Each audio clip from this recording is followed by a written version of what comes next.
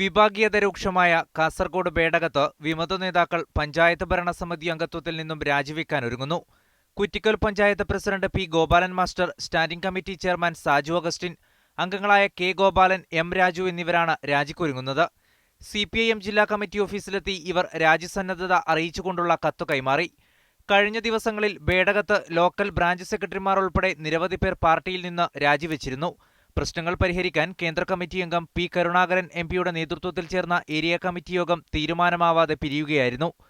വിഭാഗീയ പ്രവർത്തനം നടത്തിയതിനെ തുടർന്ന് പാർട്ടി പുറത്താക്കിയ സി ബാലനെ വീണ്ടും ഏരിയ സെക്രട്ടറിയായി നിയമിച്ചതോടെയാണ് ബേഡകത്ത് പ്രശ്നങ്ങൾക്ക് തുടക്കമായത്.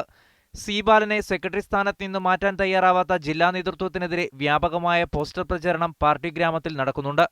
ബേഡകത്ത് പാർട്ടി വളർത്തുന്നതിൽ നിർണായക പങ്കുവഹിച്ച മുതിർന്ന നേതാവാണ് രാജിക്കൊരുങ്ങിയ P Gopalan master.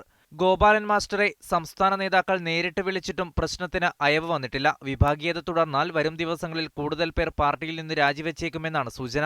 Media 1 Kasaragod.